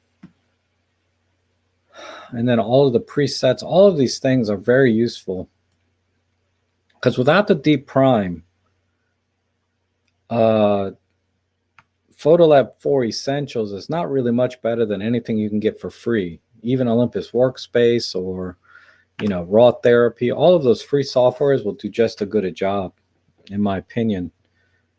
It's really in the Deep Prime and some of the other presets and filtering that you can do, and the pruning and the ratings. You know, there's a lot of things that are very useful. Okay.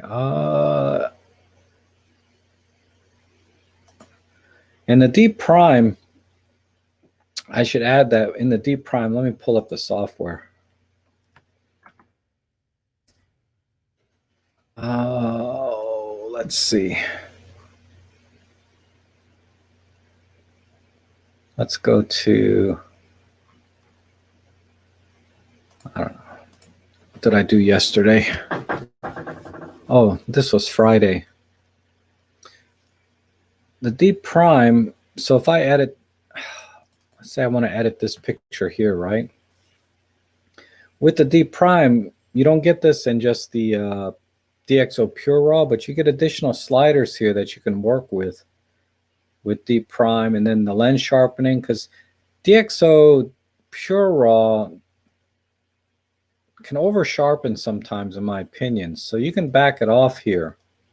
Another big advantage of having PhotoLab 4 Elite instead of just the DxO Pure Raw is you can do all your editing here. You don't have to create a separate TIFF or DNG file, because we already have the raw file. You can work with the raw file directly. You don't have to create a separate TIFF file or DNG file like you do in DxO Pure Raw. And the workflow in DxO Pure Raw is a little bit awkward, at least when I tried it. So working with PhotoLab 4 Elite all by itself, without having to create that separate file first, you know, saves a lot of disk space too, right? in addition to these additional sliders that you get. So that's why I like Photolab 4 Elite, and I think it's worth the extra money over just the DxO Pure Raw by itself. But Photolab 4 Essentials, yeah, waste of money, I think. I don't see any point to get it. Okay. But I do, in my video review, like I said, it's about halfway done. I do pull up their products page and I talk about each one. This is the DxO Photolab that comes in two versions, Essentials and Elite. This is their DxO Pure Raw. You don't need to get this if you get Photolab 4 Elite. This is their Viewpoint 3. This is perspective correction. You probably don't need this, but it is handy. And then I talked about the, what was the other thing? The film pack.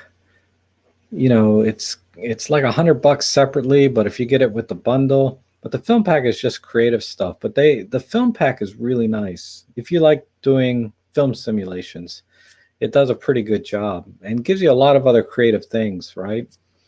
And then I talked about what else? There was something else. But anyway, I go over their product page and I look at everything.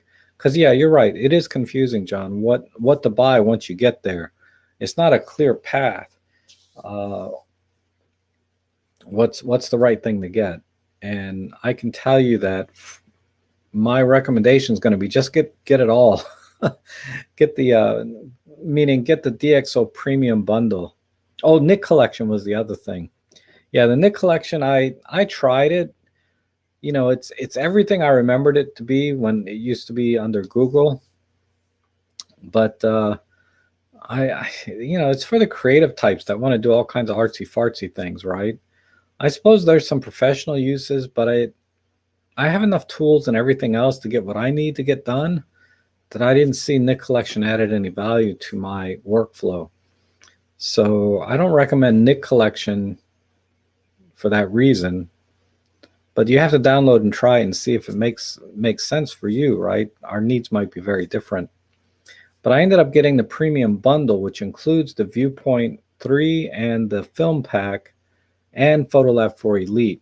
So you get those three packages, and it's the Elite version of all of them, right? The film pack comes in two versions also, but you get the premium version of the film pack, the premium version of Photolab 4, and then you get the Viewpoint perspective thing, all together for like $270. Now that's not on sale. That's just a bundle price. I have yet to see that go on sale in the last few months that I've been looking at it. But I think that's the way to go. $270 and you get it all. Unless you don't care about the film pack. If you care less about that, then just Photolab 4 Elite is enough. But I kind of thought it was neat. And Gaming with Stan says Pure Raw is a little better for batch processing.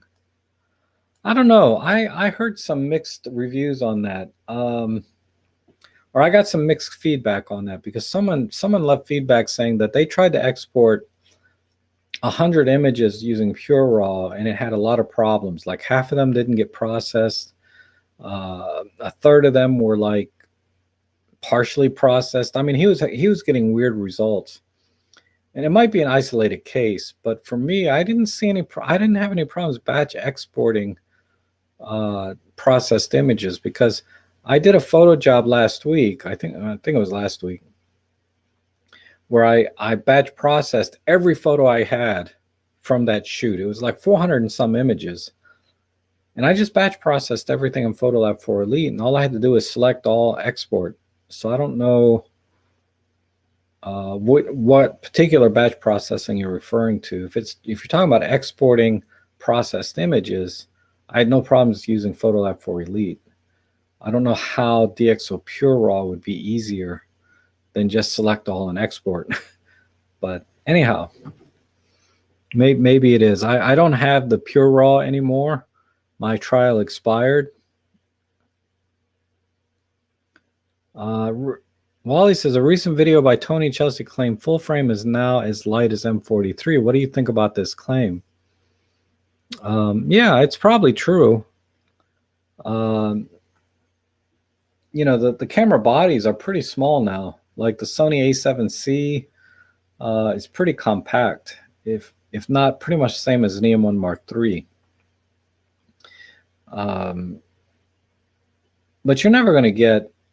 I mean, if you tried to miniaturize a Micro Four Thirds camera to its smallest point, I mean, you know, like the 8. What is this thing?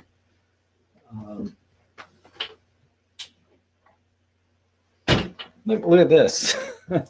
This is the size of a lens. This has got the lens on it too. I mean, I would beg to differ that you could make a full frame camera like this, right?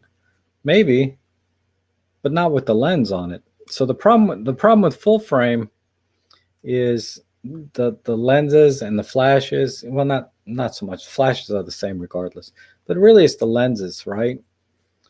That add weight and bulk to it. So yeah, the bodies themselves, no big deal, but they are pretty much the same size, give or take a little bit here and there. But it's the lens systems that are much bigger in terms of field of view. So yeah, you buy a 100 to 400 from Olympus. To do that on a full frame system, the lens will probably be like double the size to get the same field of view. You'd have to buy, you know, a 200 to 800 full frame camera or camera lens would be so much bigger. And people argue, you know, well, use a full frame system, get the same lens, 100 to 400, but just crop in and you get effectively the same thing. I mean, there's 100 different ways to slice and dice these comparisons so that I guess the best way to put it is it's not too different from any kind of marketing campaign or message, right? Because Tony's message is that it's a fact that full frame bodies are now pretty much the same as Micro Four Thirds, right? And he can clearly make that statement and it would not be false. But when you start talking about real world use of the cameras and the differences in the capability, especially in the pricing, you have to take all that into account. So what Tony's doing, and I'm not bashing him or anything, but he's doing a certain messaging that goes along the lines of, this is what I want to say. Now go find me the statistics to back me up, right? Because I can make any point on any system, on any topic, really, no matter what it is. You know, I could find a statistic or a fact to back up my point of view, right? And that will be, and I will pound that specific message out to whoever I'm trying to influence in their decision-making process. So the message Tony is making there is that with full frame cameras now being the same size as Micro Four Thirds, there's no point to buy Micro Four Thirds. I don't know if he said that because I didn't see that video, but that's the implication and the message I believe he's trying to send. But you have to put, you know, so he's pulling the facts and figures or statistics or whatever to back up his message to make it sound like it's undisputable, or not undisputable, but you have to take the entire thing in the context and look at all of the facts about each system. Because if I thought I could get 4 times the sensor area for the same size and weight and price as a Micro Four Thirds, there'd be no reason for me to buy Micro Four Thirds anymore. But something's got to give, right? Just like an exposure. You're not going to have a full frame system. You know, it's either going to be more expensive or there's going to be some compromise somewhere else, like in the lens choices, right? Like you're going to have to buy much bigger, heavier, more expensive lenses. You know, and anything else. I'm not ready to make a message about Micro Four Thirds and why you should buy Micro Four Thirds. All I can tell you is that If I wanted to make a video about Micro Four Thirds and why it beats full frame, I would cherry pick stats and figures and get examples, cherry pick examples of how Micro Four Thirds is better than full frame in every way, right? Or in the ways that I present to you in my message. And to anybody looking at that, I would be influencing them by Micro Four Thirds on the things that I talked about. But that doesn't mean it's the right decision for you, right? So yeah, I don't like it when people show only one side or one fact or one statistic about anything to try to influence your decision-making process. They really have to cover everything. And that's not easy to do. Like I said, I didn't watch the video, so I have no idea what else he said. I've seen some of his videos that I felt were fair, like he presented all the points. He kind of glossed over some of them, but he did make them, right, about certain systems. But then other times I'm like, this is very misleading what he's trying to pass on. It may be his opinion, but somebody with that kind of influence, 1 million+ subscribers, I think really should take a little more time sometimes on some of those videos and messages. But I can't fault him. You're constantly producing things, and sometimes you just say things or make things that, you're not going to please everybody, right? You're just not. Like I can't make a video and then get 100% like ratio. It's just impossible, right? So all you can do is just do your best.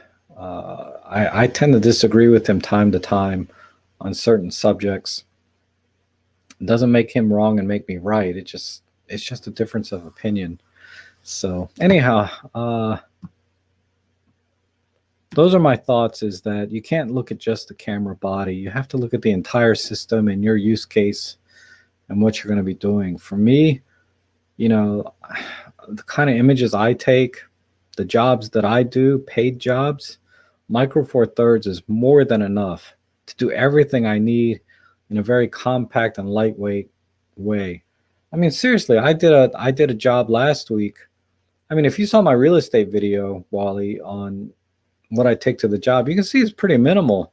Couple flashes and an EM1 Mark III and a tripod. That's it. And I can do a whole house. That house was almost 7,000 square feet. I can do a whole house with just that. I did another event last week that it was just the EM1 Mark III, 14-150, and a monopod. That's all I used for that whole job.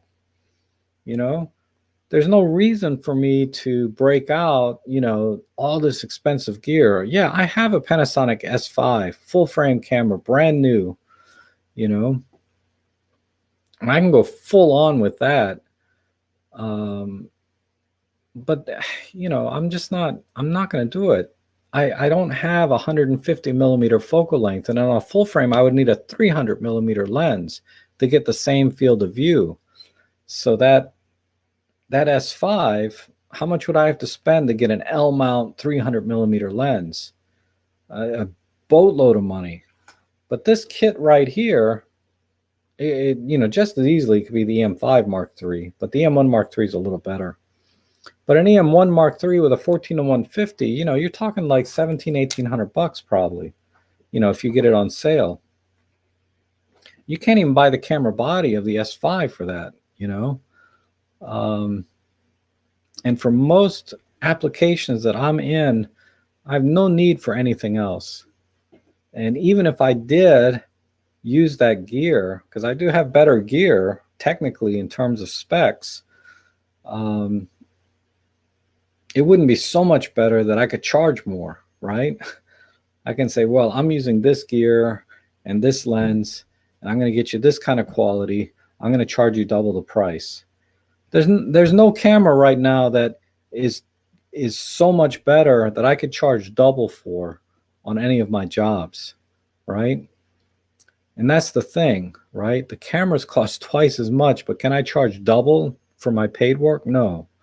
Am I going to get better the experience doing photography if I'm not getting paid? If I just like to go out and take pictures, am I going to get double or triple the experience in photography using this gear versus my Micro Four Thirds? For me, absolutely not. I'm not going to get 2-3 times the experience for 2-3 times the price. Photography is more about everything else and very little to do with the gear itself, right?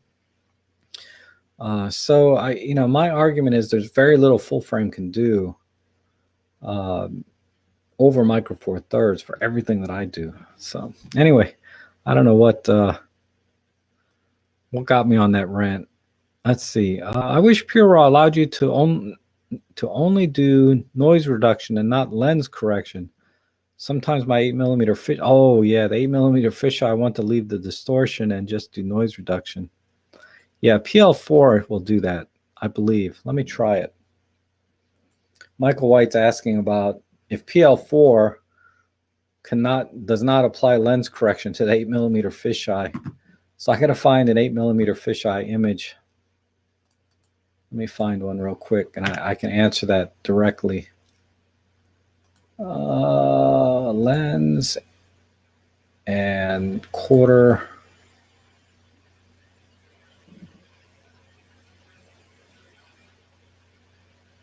Have I used that lens this month at all?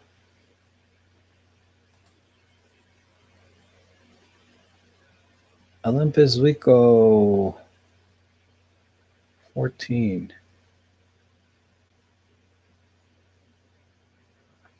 Here it is. Oh, I did some astro images a couple months ago with it. So let me go to the folder. June 6th.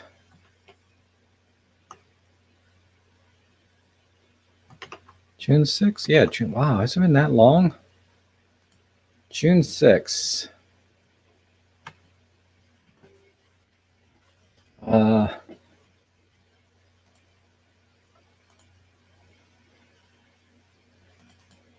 So clearly this has fisheye, right? This has the typical fisheye look. So I can apply deep prime. Yeah, without the correction. I can add sharpness. I can do, where's the lens correction? If I do this, let's see what happens. Yeah, the lens correction, yeah, you can see it jacked it up versus just a normal fisheye. So yeah, it's confirmed. You can do deep prime processing without the lens correction. That's a good point. I'll have to put that in my video, Mike, because I didn't even think of that.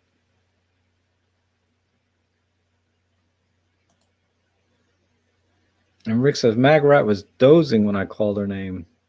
Then you shouted Magrat and gave a grudge noise and turned her to look at you. Oh, that's funny. I've been watching a YouTube series on the British canals, just the sound of the motor chugging at 4 miles per hour as you travel along. I think a narrow boat trip would be a great, yeah, that would be cool.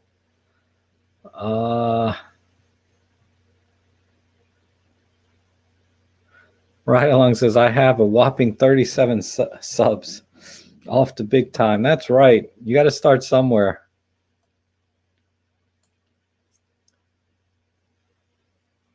The only thing I can recommend, Randy, is we need to see your face and expressions when you're doing your videos. Because right now nobody sees you. And I used to be very self-conscious about that. For a long time, I was trying to think, how can I do YouTubes on video without people seeing my face? But then I said, screw it. I'm just going to go on camera.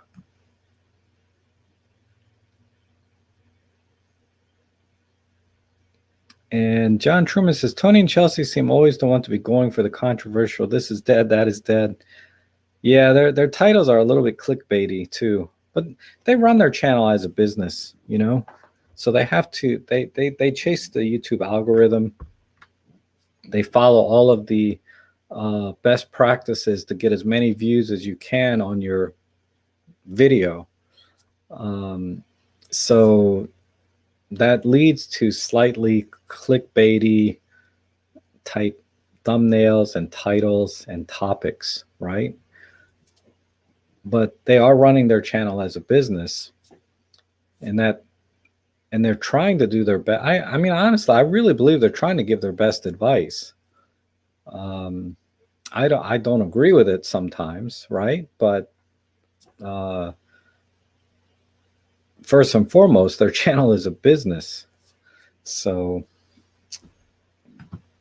I don't watch their channel much anymore, except when I miss Chelsea. Sometimes I like to watch Chelsea. And John Matthews says, you're absolutely right about full frame and micro four thirds. You can watch full frame reviews, and it's basically about sensor size without mentioning features and what you can actually produce with the same camera. Yeah. And Rick Bear says, Tony is speaking clickbait for his full frame soundbox fans. Most of what he says is simply to make full frame owners feel superior. Yeah, that has a lot to do with it, right? Just tell people what they want to hear. And I do the same thing. I tell people micro four thirds is great. That's what people want to hear, right? That already own it. And people that don't own it yet or looking for advice might appreciate hearing from somebody that uses it, and bought his own equipment, right? And uses it day in and day out in real jobs, in real life. But yeah, if I was a full frame user and felt I could only use full frame, because there are certainly jobs where having as little noise in your images as possible, like in low light event photography, you're indoors at night and you only have a little bit of artificial lighting. Yeah, I would have a hard time getting away with that with a micro four thirds. You can give me the f1.2 primes and all of that, but I'd still be struggling, to get clean images in that kind of environment. And those are situations where, as a professional, you use the right tool for the right job. But I rarely run into those situations. And when I do, I can post-process them enough to get them acceptable that they're not going to be really a reflection of my work as a whole, right? My portfolio is going to look great, except for, there's a few images that, yeah, probably a full frame camera would have done a better job. But that's not why people do business with you, right? They do business with you because they can trust you and that you're going to deliver a certain level of quality consistently. People know, we know we're human, right? That we're all human and we're going to make mistakes and we're not going to have the best gear all the time. If you want to hire somebody with the best gear and the best experience and top images consistently, you're going to pay a chunk of change. You know what I mean? It's not going to be cheap. I mean, there are real estate photographers out there, no matter, it doesn't have to be real estate, it could be any genre.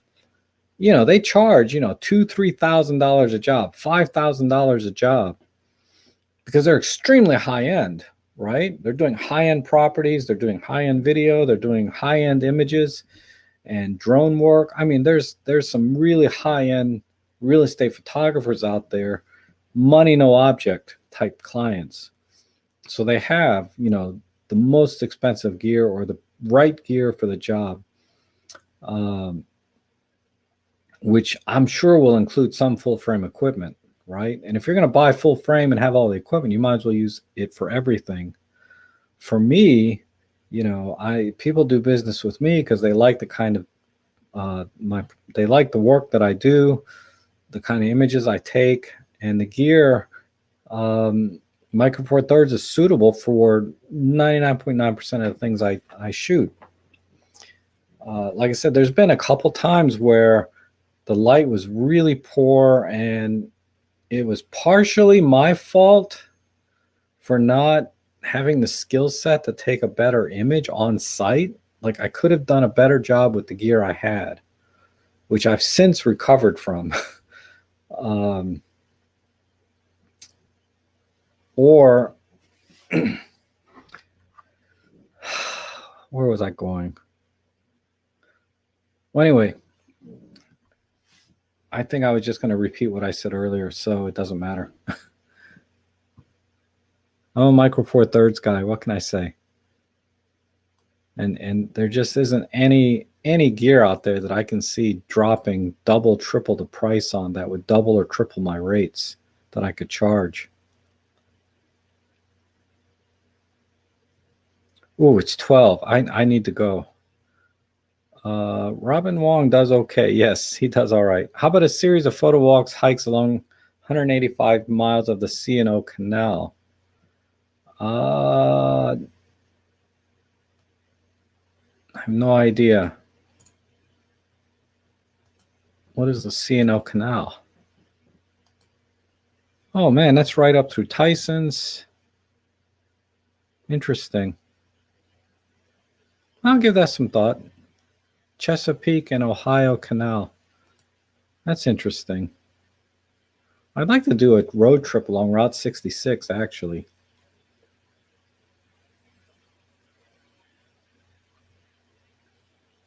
Yeah, it's a pity. I mean, he like I said, him and Chelsea, time to time will do their videos that make sense, but for the most part, it doesn't appeal to me anymore. Oh, Gigafish is here. Nice meeting at the sunflower meet. My sunglasses fell off. Awesome. Yeah, I remember you, Gigafish. I can't remember your real name, but I remember your screen name. Poor Robin Wong is in lockdown with no end. Yeah, I know. That's brutal. Fortunately, we're still open here. And John Matthews says there is such a thing as not enough depth of field in Micro Four Thirds 2. M43 gets most photographers to 90% of the top quality that today's cameras can produce. The last 10% is expensive and more time. Yeah, it's like everything in any genre. You know, it's like a Corvette will get you 0 to 60 in, I don't know, 3 seconds, whatever it is, you know, for less than $100,000. But if you want to get the 3.9 seconds, all of a sudden you're spending $1 million on a car, you know? It's kind of along those lines. I shouldn't make car analogies, but sorry, Borads. And how about a photo walk in Harper's Ferry? Nice old town. Yes, that would be nice. And it's only about an hour and a half from me. 2 hours tops, depending on traffic. Harper's Ferry is pretty cool. I do have a lot of pictures from Harper's Ferry when I went a few years ago. Um,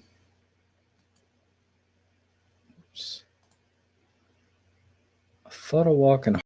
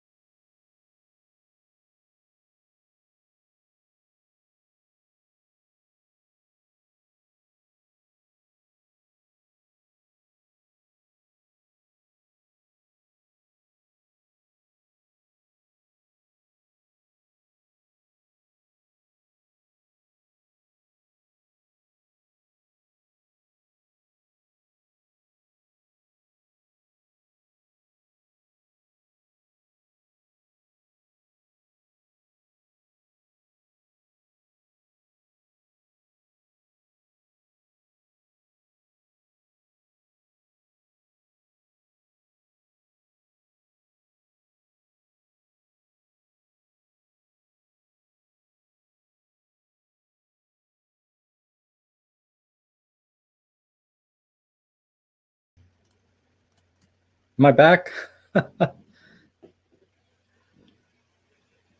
Let's see.